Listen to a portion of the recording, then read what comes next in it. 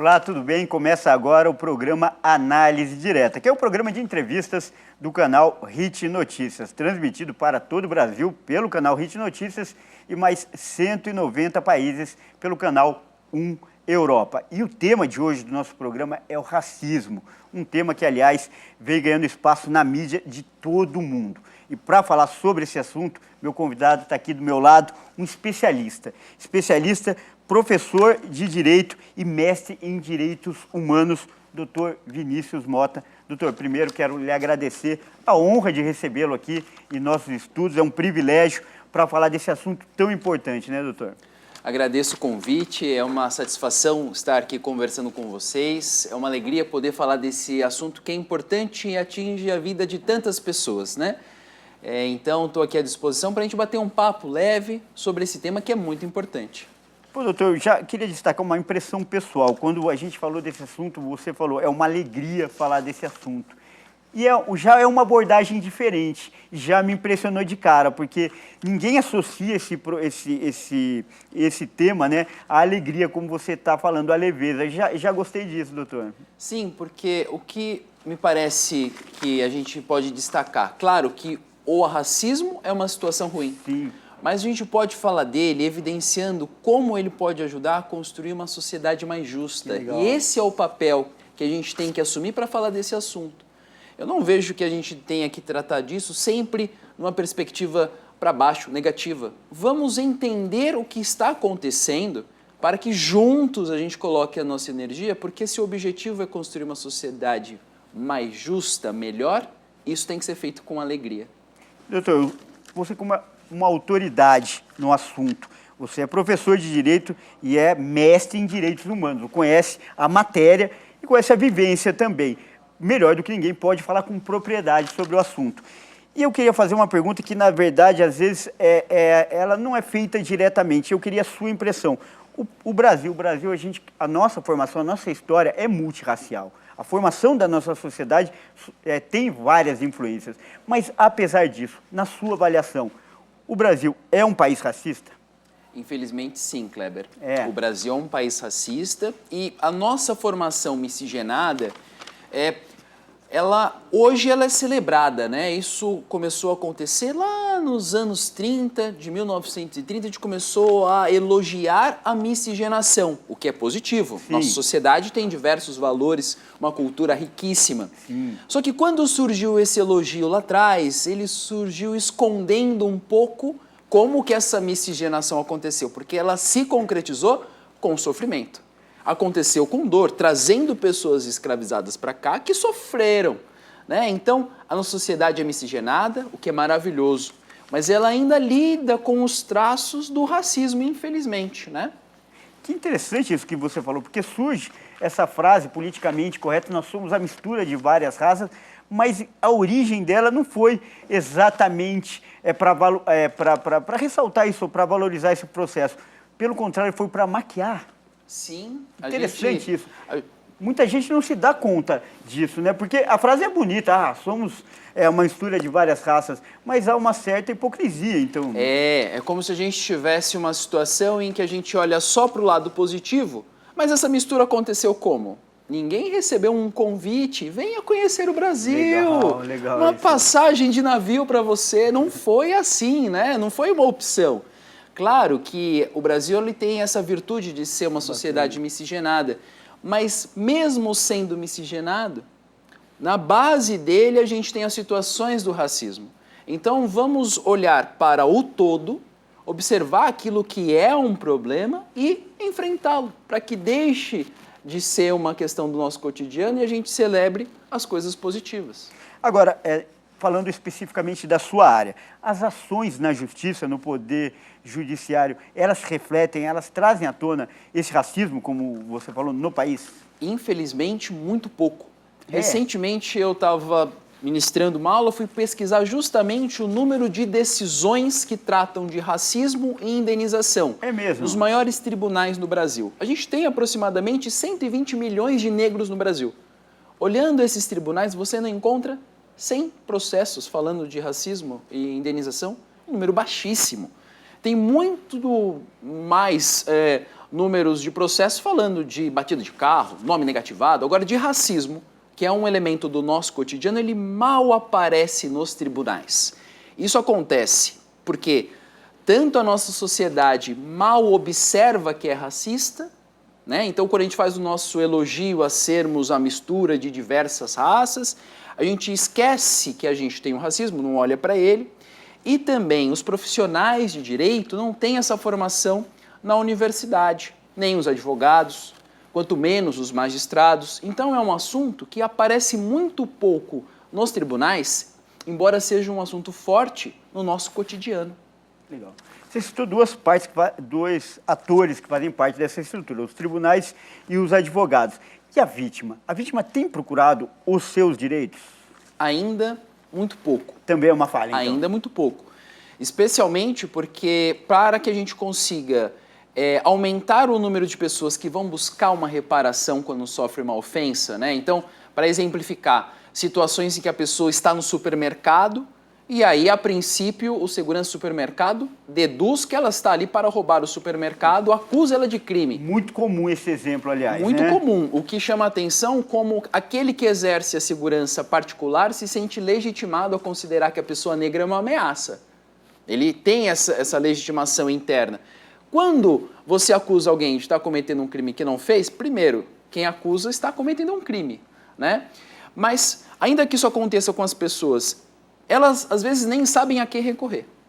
E quando muito, elas vão, eu já sei o que fazer, vai precisar de testemunha, vai precisar de prova, e às vezes é difícil você ter esses elementos. Isso né? que eu ia perguntar, os advogados usam o termo materialização, materializar a acusação, ou seja, conseguir as provas necessárias. Nesse caso, é difícil, né? É difícil. Nos casos que eu consegui acompanhar, felizmente, a gente percebe que a população muitas vezes se dispõe a testemunhar em relação àquele evento. É a solidariedade em relação à causa. É fundamental. Isso é bacana. Se você assistir um episódio em que alguém está sendo discriminado e no meio dessa história existem elementos raciais, né? Tinha que ser preto mesmo para estar fazendo isso. Se você presenciou isso, se coloque ao lado da pessoa que está passando por isso. Se coloque à disposição de testemunhar. Se isso acontece no ambiente de trabalho, às vezes você tem uma mensagem de WhatsApp, guarda essa mensagem. Os tribunais aceitam até, às vezes, gravação no seu celular de uma conversa que tem esse tipo de conteúdo. Então, se isso acontecer com você, claro, busque um advogado, faça a denúncia, vá à delegacia, mas já busque ter esses elementos que serão necessários.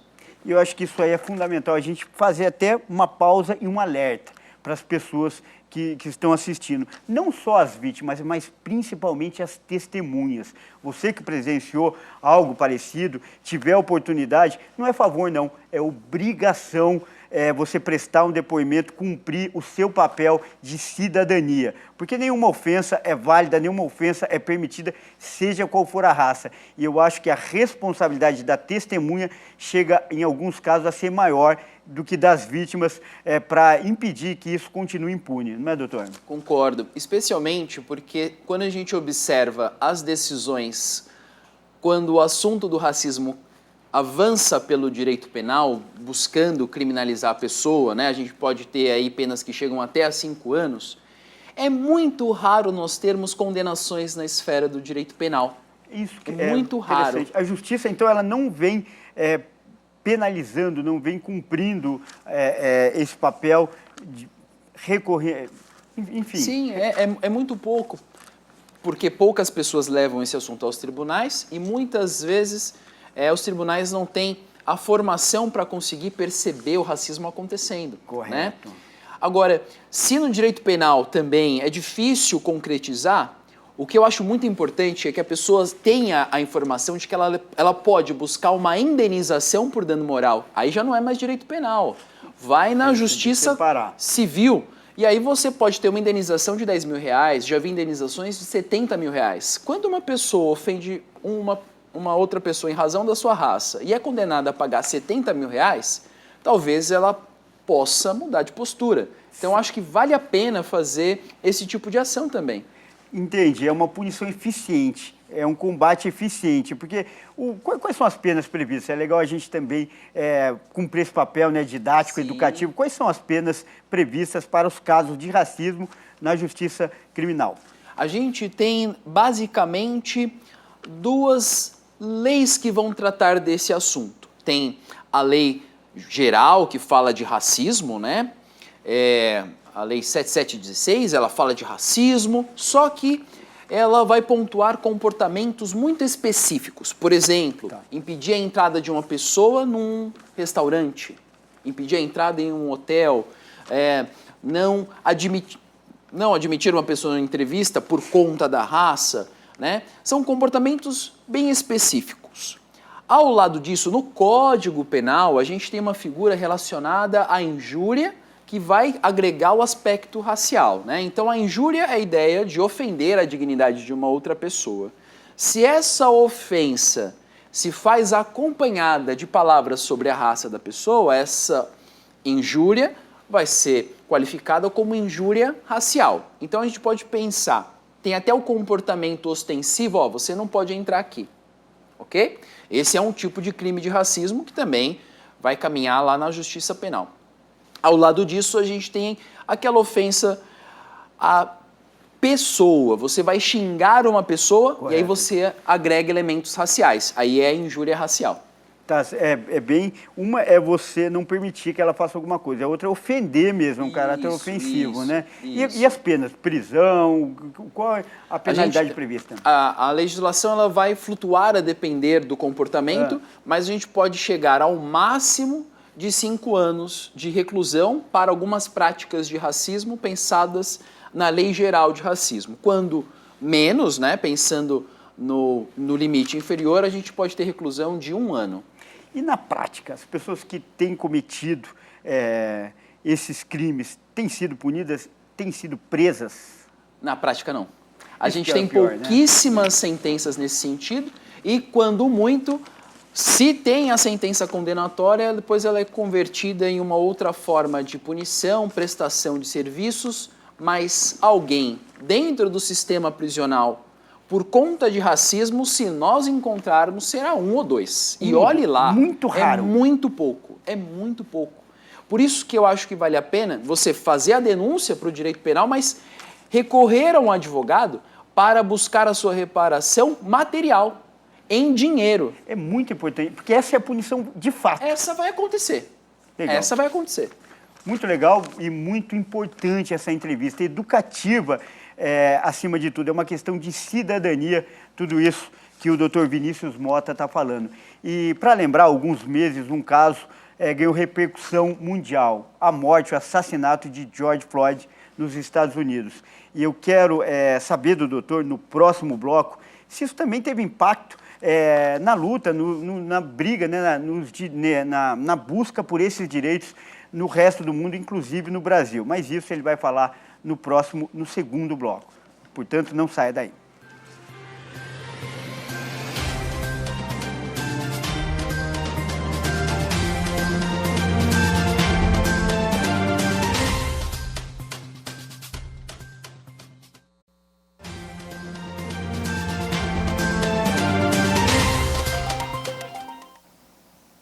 E nós voltamos aqui ao estúdio da Hit TV em São Paulo, onde é gravado o programa Análise Direta. O programa que é transmitido para todo o Brasil pelo canal Hit Notícias e mais 190 países pelo canal 1 Europa. Nós estamos falando hoje de racismo. É um tema realmente complicado. Infelizmente, quem nunca presenciou ou nunca ouviu uma história envolvendo racismo, infelizmente, num país como o nosso, onde a maioria é absolutamente negra. Mesmo assim, a gente presencia muitos casos de racismo. Agora, doutor, nosso convidado de hoje, né, o doutor Vinícius Mota, especialista, mestre em direitos humanos, que é muito mais abrangente do que racismo. É toda a raça, né, doutor? É todos os direitos, é o direito à vida, acima de tudo. Eu queria saber do senhor, nós estamos agora próximos aí da data do 20 de novembro, data da consciência negra. Primeiro, a sua impressão pessoal. É uma data, porque há uma controvérsia em relação à data, até economicamente, a causa. O que o senhor acha da comemoração dessa data? É importante para a causa? Eu considero essa data fundamental. Legal. Porque quando a gente observa a história do Brasil, né, a gente tem o fim da escravidão lá em 1888, e diante daquela situação, pouca energia o Brasil como um todo colocou na reflexão sobre quais os efeitos dessa situação de escravização de pessoas, né?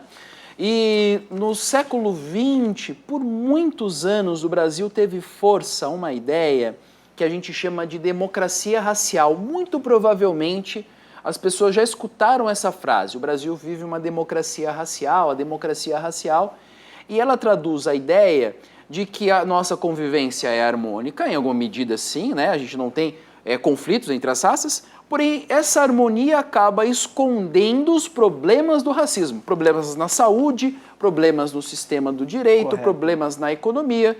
Então falar de consciência negra, e isso começa nos anos 70, é importante para falar assim, olha, muito bem, só que existem alguns problemas que a gente não está olhando.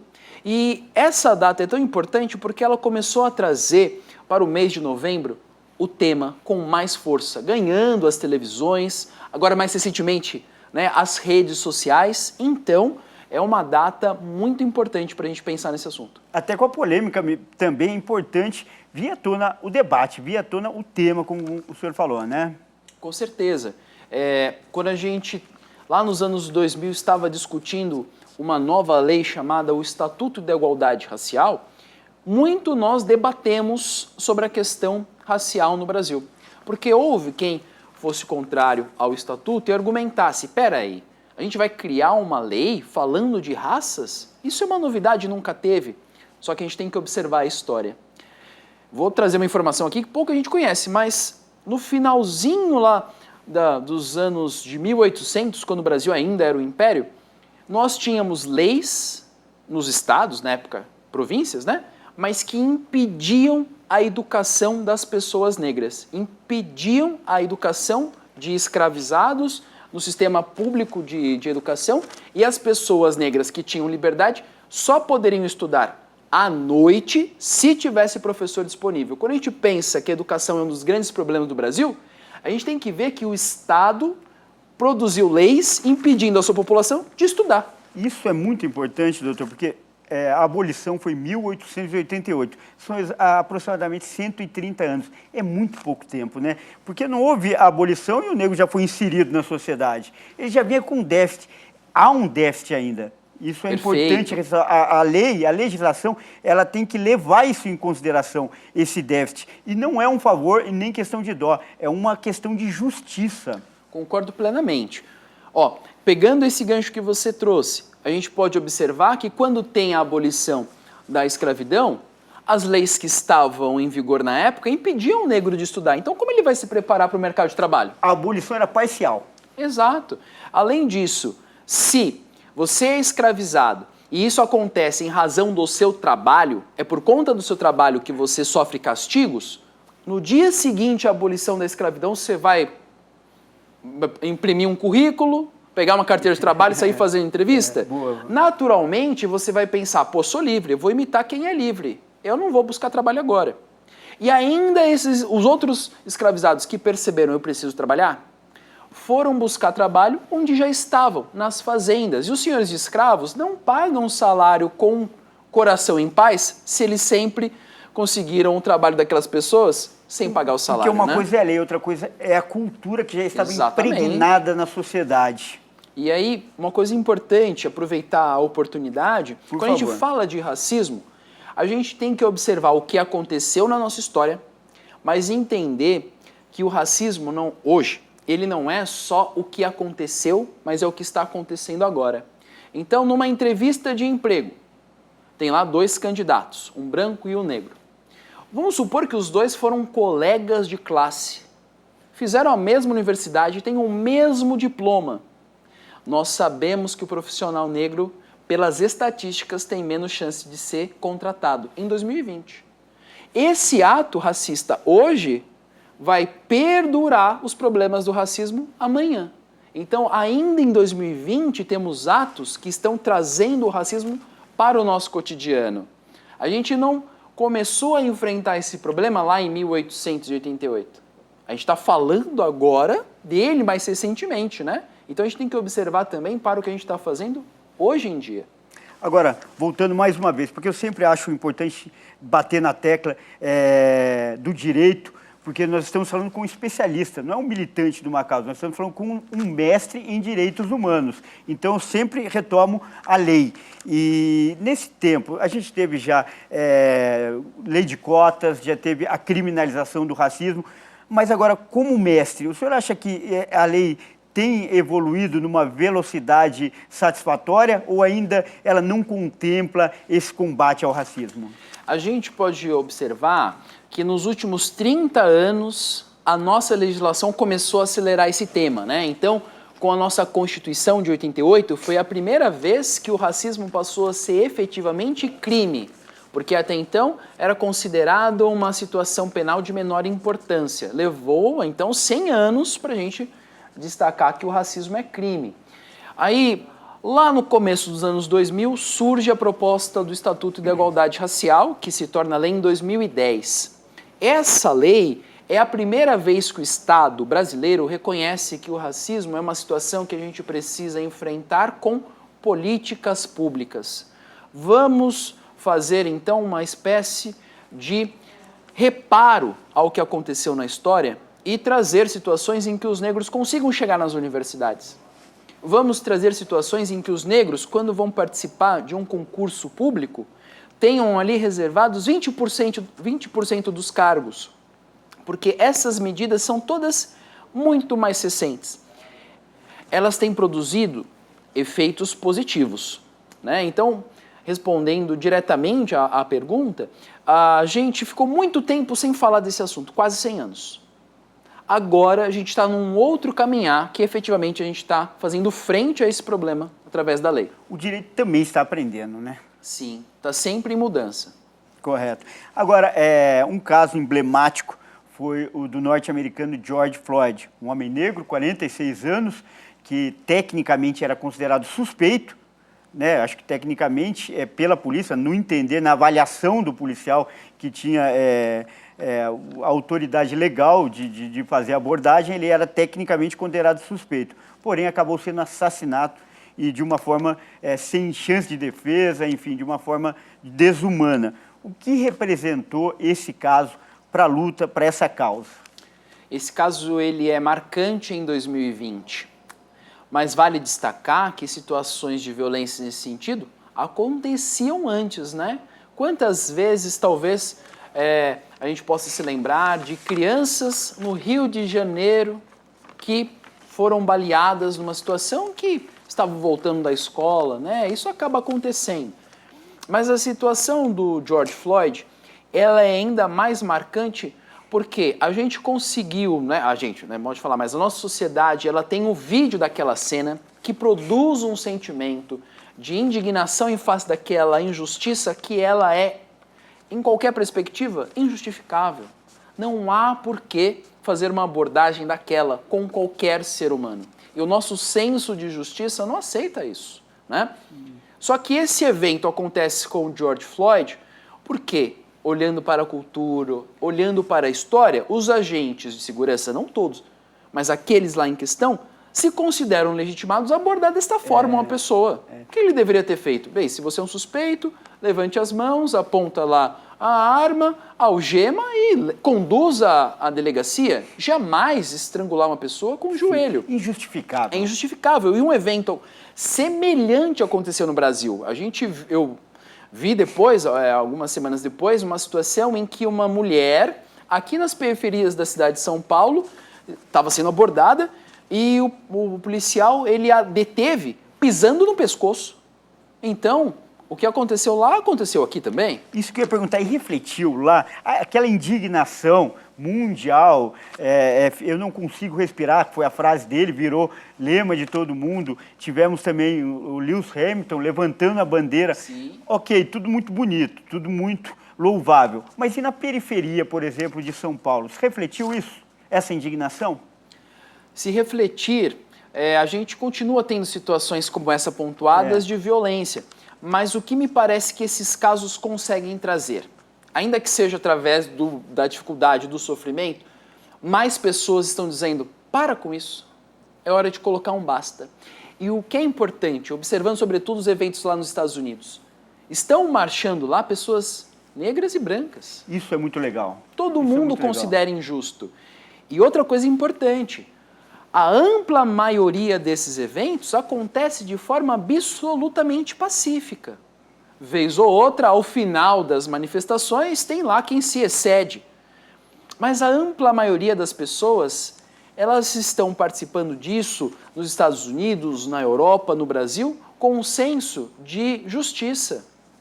Né? Olha, vamos respeitar a todas as pessoas, todas merecem a sua dignidade preservada. O que aconteceu com aquela pessoa eu não aceito mais. Né? E são movimentos, em sua ampla maioria, bem pacíficos. E do ponto de vista do direito, ainda continuando, qual a sua avaliação sobre a punição ao policial Derek Chauvin, que é o que aparece no vídeo, com o joelho no pescoço, né, do Floyd, e ele foi expulso da polícia, foi preso e depois transferido para um presídio de segurança máxima. Como você avalia, como advogado, todo esse processo de punição ao policial? Me parece que a situação dele talvez seja até um ponto fora da curva.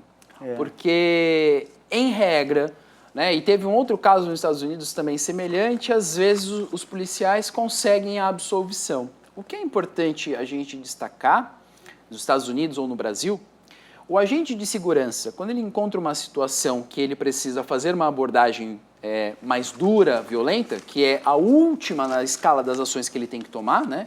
Primeiro ele vai advertir, né? Mas quando ele chega a esse limite de ter que tomar uma ação violenta, ele deve reconhecer que aquela pessoa que está diante dele está em igualdade de direitos com qualquer outra. Não é? E aí a gente recupera a nossa história. E aí a gente vai pensar no direito. A nossa cultura, por muitos anos, considerou que o corpo de uma pessoa negra poderia ser objeto de violência. E aí os agentes de Estado cometem essas violências. Quem tem fé pública, né? Exatamente. E se nós tivéssemos no nosso judiciário brasileiro uma formação mais intensa sobre esse assunto, esses atos já estariam sendo reprimidos pelo nosso poder judiciário com muito mais veemência. Mas isso não acontece. Muitas vezes as punições são brandas, às vezes passa por uma transferência, mas a gente não tem situações de pessoas cumprindo, né, significativamente penas por conta disso, porque o que foi realizado naquele evento é um assassinato, ainda que seja por um agente de segurança. Ele assassinou uma pessoa por 8 minutos, não tem emoção que justifique um ato por 8 minutos. Você deve ter escutado, eu não consigo respirar. Então, ele tomou a decisão, consciente, inconsciente, de não valorizar aquela vida que ele deveria estar protegendo. Que esse é o papel do agente de segurança. Correto. E os casos policiais são apenas um dos aspectos dessa questão. Outro aspecto muito importante é o negro no mercado de trabalho, as leis trabalhistas. E é justamente sobre isso que o doutor vai falar no terceiro e último bloco. Não saia daí.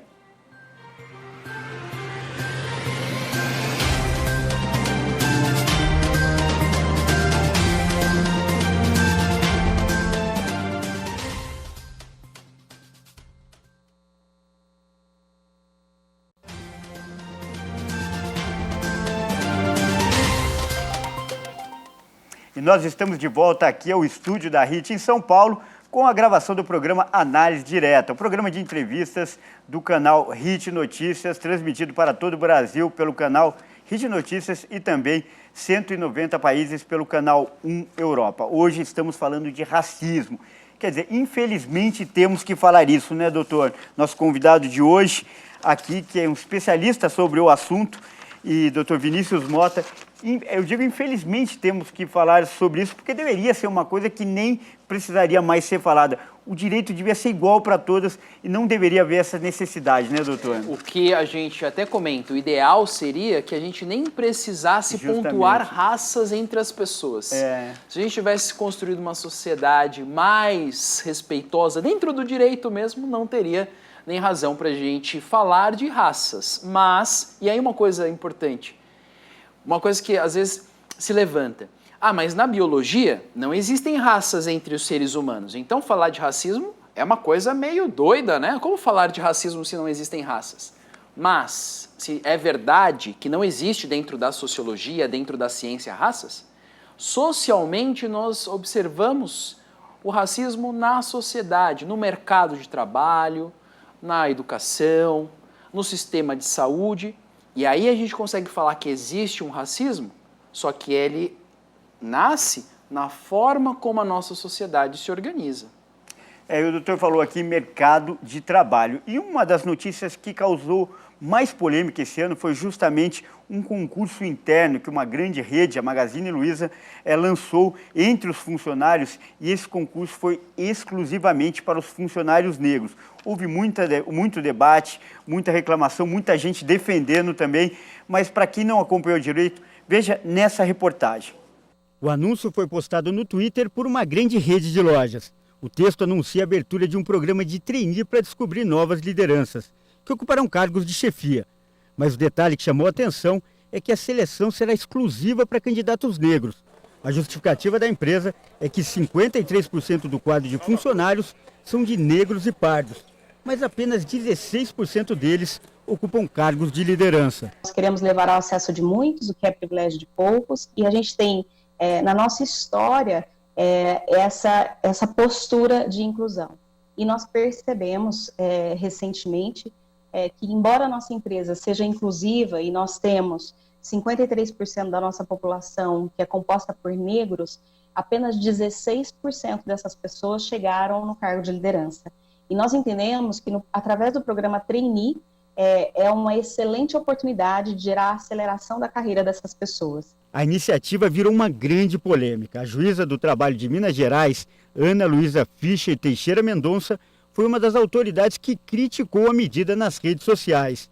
Na minha Constituição, isso ainda é proibido, disse. O deputado federal Carlos Jordi foi além. Disse que vai fazer uma representação contra a empresa no Ministério Público, por crime de racismo. A empresa se defendeu em outra postagem, dizendo estar absolutamente tranquila em relação à legalidade do programa. Segundo especialistas ouvidos por nossa reportagem, essa proibição a candidatos brancos pode ser considerada racismo reverso. Isso porque, diferente do sistema de cotas das faculdades e universidades, não há nenhuma lei que autorize uma única raça, seja qual for ela, a participar de um concurso ou concorrência. E a empresa corre o risco de ser multada por isso. Esse ato realizado por essa grande instituição, por essa grande empregadora, chama-se racismo reverso. O que isso significa? Você vai contratar pessoas através de um único e exclusivo critério, que é a raça. E raça, nós não podemos qualificar em hipótese nenhuma para a escolha do ponto de vista profissional. Porque se assim fosse, pode sair uma notícia amanhã. Só contrataremos brancos. Bom, se podemos, vamos inverter a história. Então, se pode ser feita a contratação só de afrodescendentes ou de pardos, amanhã uma outra empresa fala, tudo bem, lançamos aqui um programa de trainee e só para quem for branco. E como é que vai funcionar isso, então? Ou seja, será que não são dois pesos e duas... Será que está sendo utilizado dois pesos e duas medidas nessa situação? A empresa contesta e afirma que o programa está sendo feito de acordo com a lei para a promoção da igualdade racial. Nós estamos completamente respaldados pela lei. A lei prevê essa brecha que a gente, sim, atue com posições afirmativas como essa, para que a gente possa corrigir aí um problema muito maior e social, inclusive, em relação à comunidade negra. A empresa informou ainda nas redes sociais que o programa foi feito em conjunto com entidades que lutam pela igualdade racial, como Indique Uma Preta e Faculdade Zumbi dos Palmares. O reitor da faculdade afirmou que a medida é necessária para corrigir uma distorção que existe no mercado de trabalho, onde apenas 4% dos cargos de direção são ocupados por negros. Todos os resultados dos trainees ao longo dessa dezenas de anos prestigiaram os brancos, porque, ao final, o processo estruturado em cima também do racismo estrutural acaba entregando só concorrentes brancos.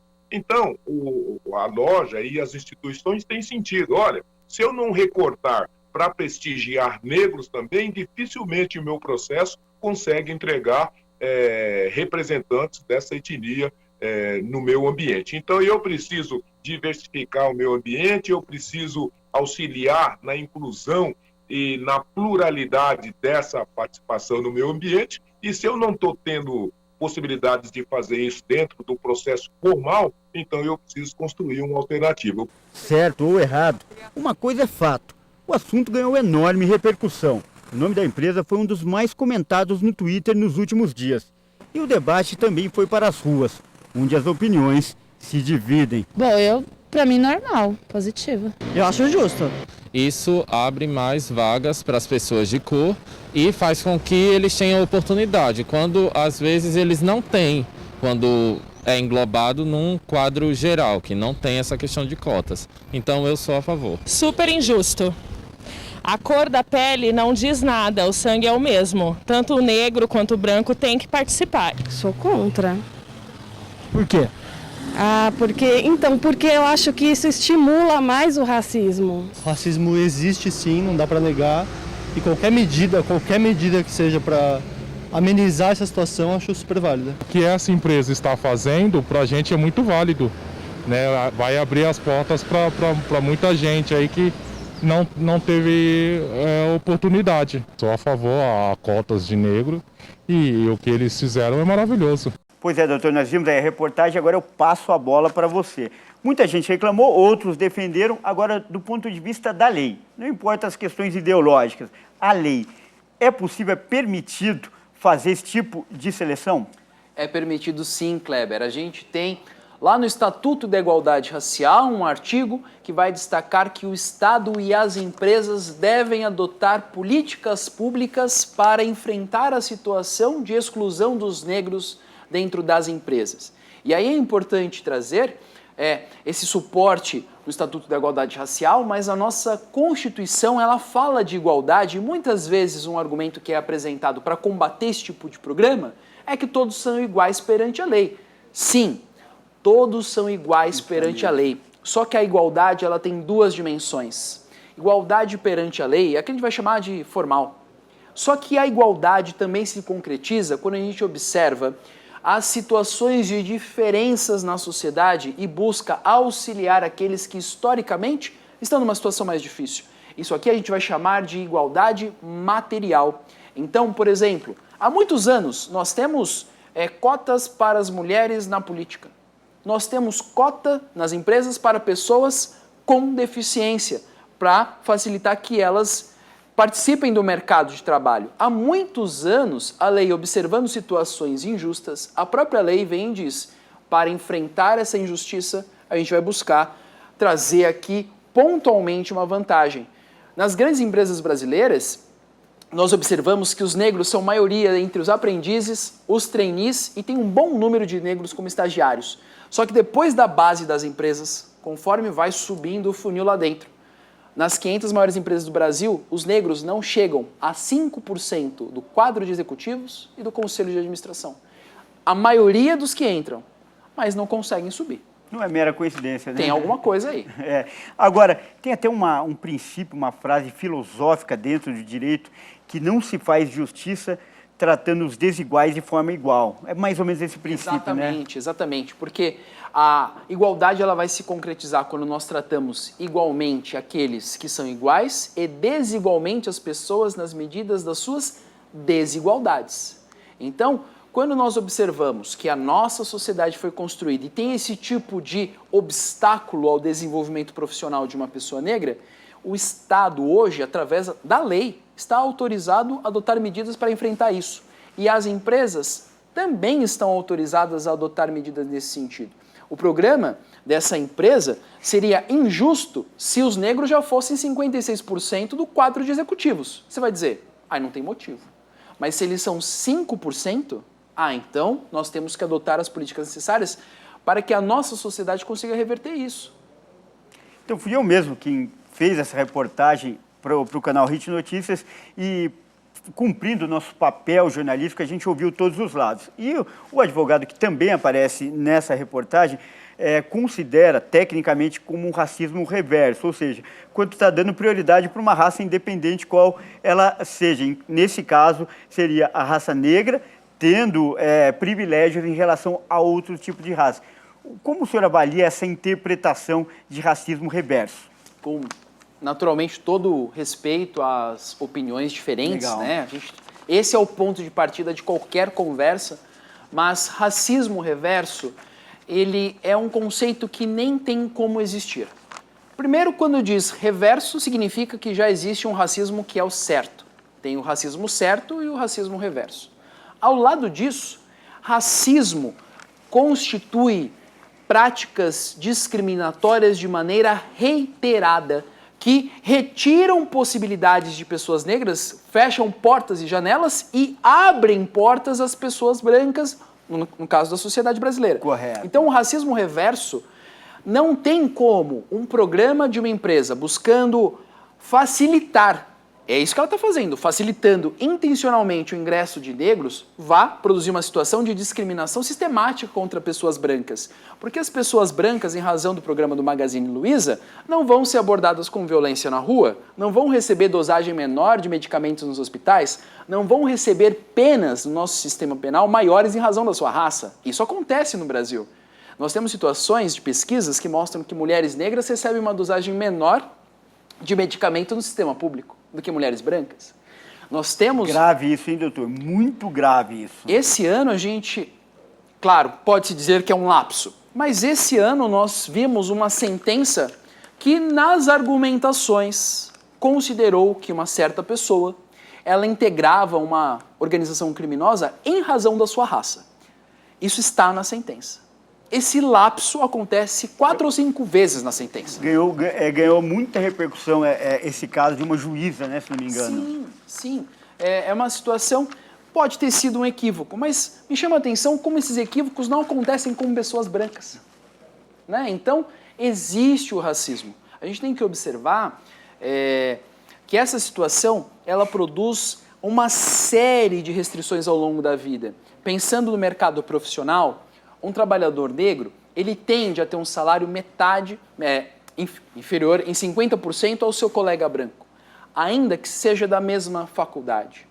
Então, ele vai conseguir trazer uma educação para os seus filhos de menor qualidade, tem menos recurso, perpetuando o racismo na próxima geração. Então, esse programa do Magazine é uma medida buscando reverter um problema, não criar um problema. Agora, o senhor defendeu com veemência e com argumentos baseados na lei. E o que chama atenção é que, por outro lado, tivemos procuradores se manifestando nas redes sociais contrários a esse procedimento da Magazine Luiza e também deputados, líderes parlamentares também se manifestando nas redes sociais. Isso lhe preocupa, saber que gente que ocupa cargos tão importantes estão se manifestando contrários ao seu entendimento? Na verdade, não. Isso porque, em alguma medida, não é surpreendente.